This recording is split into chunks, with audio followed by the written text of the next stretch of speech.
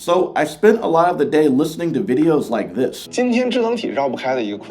那另外一个带来的想象就是 That last video is about AIs renting humans as a service. It was a new world for me, and I just want to share a bit of that with you. Hey guys, it's Mike, and today is day 29 of 100 on OpenClaw. What if we got it all wrong about OpenClaw? China. It's booming on OpenClaw. Things are crazy in China right now. Hundreds of people are queuing up for lobsters in Shenzhen. They're asking engineers to help install OpenClaw. So a friend of mine this weekend contacted me and told me that the messaging app WeChat by Tencent had launched for its Chinese user base of like 700 million people a $2 a month subscription service to use OpenClaw with no setup, and already hooked into a lot of the calendar, the email, the files, and all of that. So why can't in the West we have cool stuff like this? That really started me on this path. I live in a multicultural household, and with a Korean speaking, Chinese speaking, English and Dutch speaking, wonderful, beautiful woman. And throughout our relationship, I've always gotten the opportunity to see things very differently. She has a degree in Chinese studies. She's not born in China, but she's lived there. She speaks it fluently. And when she looks at things like OpenClaw, she sees them completely different. So I asked her earlier today to just sit with me and show me how to use like Chinese social media and internet. And I went through this rabbit hole of just exploring OpenClaw in a whole new light today. And I just want to share some of the insights that I gained. And that is that how we see OpenClaw in the West and how it's seen in China, just because of how the social networks are just completely different, right? Where you have like WeChat versus WhatsApp, where you have things like Baidu versus Google, right? And so everything is segmented. Social networks, so we live in completely different universes. So one of the things I found was that while Western companies and people are obsessed with automating existing things, I found that in China, the real trend is, well, one is trading and just doing all that. I think that's something that's shared.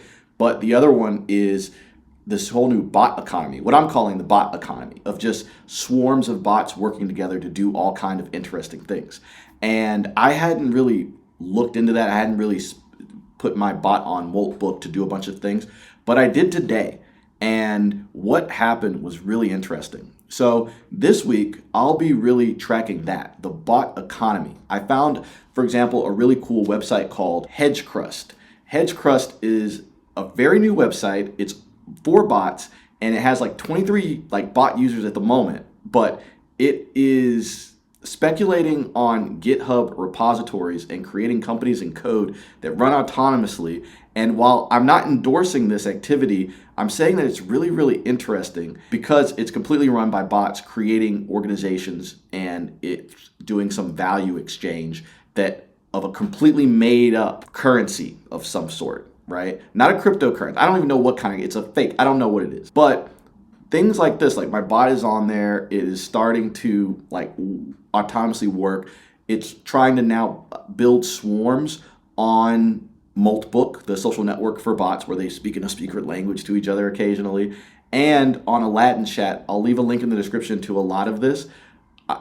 My bot is posting its activity of what it's doing in these social networks, and also on the blog, which was a little dead for a while, but now it's coming back to life because it's just going to be focused on the adventures that one of my OpenClaw is having, just going around this bot economy on places like MoltBook, working with other bots, creating alliances. And it's like a video game, and it's like a Pokemon. And I think in the Eastern sphere, it's kind of viewed as a Pokemon. It's going to evolve on its own. It's going to coordinate with other bots. They're going to work together, versus I think the Western, it's more isolated. My bot is going to do this for these companies, and it's going to build a business, and I'm going to do it like that.